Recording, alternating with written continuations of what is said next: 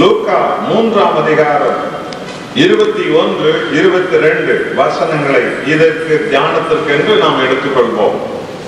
லூக்கா 3ஆம் அதிகாரம் 21, 22. ஜனங்கள் எல்லோரும் ஞானஸ்நானம் பெற்ற போது இயேசுவும் ஞானஸ்நானம் பெற்று ஜெபம் பண்ணுகையில் வானம் திறக்கப்பட்டது. பரிசுத்த ஆவியானவர் ரூபம் கொண்டு புறாவை போல் அவர் மேல் இறங்கினார். வானத்திலிருந்து ஒரு சத்தமும் உண்டாகி, நீரின் நேசகுமாரன், உம்மேல் பிரியமா இருக்கிறேன் என்று உரைத்தது. அல்லேலூயா. ஆண்டவராகிய இயேசு கிறிஸ்து உலக மீட்புக்காக தன்னை வெளிப்படுத்திய இடம் 30ஆம் வயதிலே அவர் ஞானஸ்நானம் பெற்ற அந்த இடம்தான். இதுதான் இயேசு கிறிஸ்து தன்னை உலகத்திற்கு வெளிப்படுத்திய இடம். அந்த வெளிப்படுத்திய அந்த இடத்துல தன்னை தேவகுமாரன் எப்படியாக வெளிப்படுத்துகிறார் என்று பாருங்கள். ஜனங்கள் எல்லோரும் ஞானஸ்நானம் பெற்ற பொழுது அவரும் ஞானஸ்நானம் பெற்றார். பாவ மன்னிப்புக்காக மற்றவர்கள் ஞானஸ்நானம் பெற்றார்கள். இயேசுவே ஞானஸ்நானம் பெற வேண்டும் என்றால் பாவிகளில் ஒருவராக அவர் வருவார், உங்களில் ஒருவராக அவர் தோன்றுவார் என்று மோசே தீர்க்கதரிசியின் வழியாக முன்குறிக்கப்பட்ட வேத வாக்கியத்தை ஆண்டவராக இயேசு கிறிஸ்து இங்கே நிறைவேற்றுகிறார். இதோ இயேசு ஞானஸ்நானம் பெற்றவுடன் அவர் செய்த முதல் காரியம் என்ன? அவர் பரலோகத்தை நோக்கி ஜெபித்தார், பிதாவை நோக்கி ஜெபித்தார் என்று பைபிள் சொல்லுகிறது. என் அன்பான சகோதரனே, சகோதரியே, உலகத்தை மீட்பதற்காக பரலோக மகிமையை விட்டு இந்த உலகில மனு உருவெடுத்து வந்த உலக மீட்பர் ஆண்டவராக இயேசு கிறிஸ்து அவர் தன்னை வெளிப்படுத்தி அந்த இடத்தை பாருங்கள். அவர் பிதாவை நோக்கி ஜெபிக்கிறவராகத்தான் தன்னை உலகத்திலே முதலாவதாக வெளிப்படுத்தினார். அவர் சிலுவையிலே தனது உயிரை உலக மீட்புக்காக கையளிக்கும் பொழுது அவர் என்ன செய்தார்? அவர் ஜெபம் செய்தார்.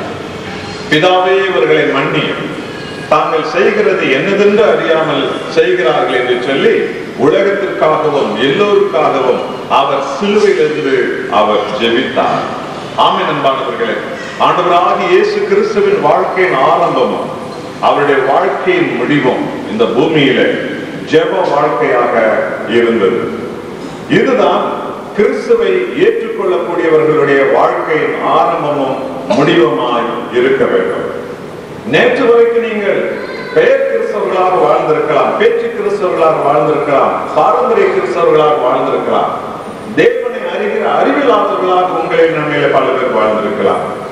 ஆனால் எப்பொழுது ஆண்டவராக இயேசு கிறிஸ்துவால் நீங்கள் தொடப்படுவீர்களோ, நான் ஆண்டவருக்காக வாழ்வேன், என் ஆண்டவராக இயேசு கிறிஸ்து என்னை தேர்ந்தெடுத்திருக்கிறார், என் குடும்பத்தை தேர்ந்தெடுத்திருக்கிறார், என் எதிர்காலம் எல்லாம் இனி என் ஆண்டவருடைய வழியில தான் இருக்க போகிறது என்று எப்பொழுது நீங்கள் உணர்கின்றீர்களோ, அந்த உணர்த்துதல் தான் நீங்கள் ஆண்டவருடைய ஜனம் என்பதை நீங்கள் நிரூபித்து காட்டுவதற்கு ஒரு காரியமாகும். உங்களுடைய வாழ்க்கை எப்படி நடக்க வேண்டும் தெரியுமா? கிறிஸ்துவை போல. ஆண்டவர் இயேசு உலகத்துக்கு தன்னை வெளிப்படுத்தியது பிதாவை நோக்கி ஜெபிப்பதிலிருந்து. அவர் இந்த உலக வாழ்க்கையை முடித்தது பிதாவை நோக்கி ஜெபிப்பதிலிருந்து. என் அன்பான சகோதரனே, சகோதரியே, ஆரம்பம் ஜெபம், முடிவும் ஜெபம். பின்னும் அவர் ஒவ்வொரு காரியத்திற்கு முன்பும் அவர் ஜெபித்தார். அற்புதங்கள் செய்வதற்கு முன்பு பிதாவை நோக்கி அவர் ஜெபித்தார். மக்களுக்கு நற்செய்தியை போதனை கொடுப்பதற்கு முன்பு பிதாவை நோக்கி அவர் ஜெபித்தார். இறந்தவனை உயிரோடு எழுப்பதற்கு முன்பு பிதாவை நோக்கி அவர் ஜெபித்தார். பிசாசை துரத்துவதற்கு முன்பு பிதாவை நோக்கி அவர் ஜெபித்தார். எபிரேயர் 5ஆம் அதிகாரம் 7வது வசனம் என்ன சொல்கிறது என்று பாருங்கள். அவர் இந்த பூமியில் இருந்த நாட்களில் தன்னை மரணத்திலிருந்து எழுப்ப வல்லவரை நோக்கி அவர் பலத்த சத்தத்தோடு கண்ணீரோடு ஜெபம் செய்கிறவராக, வேண்டுதல் செய்கிறவராக அவர் இருந்தார் என்று பைபிள் சொல்லுகிறது. இங்கே யார் ஜெபித்தார் என்று கேட்டுக்கொண்டிருக்கின்றீர்கள் தெரியுமா? சர்வலோகத்தையும் படைத்த தேவகுமாரன் இயேசு கிறிஸ்து. பரிசுத்தர் பரிசுத்தர் பரிசுத்தர் என்று துதிகளின் மத்தியில் பரலோகத்தில் இருக்கிற தெய்வம் இந்த பூமியில மனித குமாரனாக இறங்கி வந்திருக்கிறார், தேவகுமாரனாக. அவர் இந்த பூமியில் எப்படி வாழ்ந்தார் பாருங்க. அவர் ஜெபித்தார். என் அன்பான சகோதரனே, என் அன்பான சகோதரிகளே, இதுதான் வெற்றி வாழ்க்கையினுடைய ரகசியம். கிறிஸ்தவ வாழ்க்கை என்பது தேவனை சார்ந்த ஒரு வாழ்க்கையாகும். பிதாவை நோக்கி மன்றாடுகிற ஒரு வாழ்க்கையாகும்.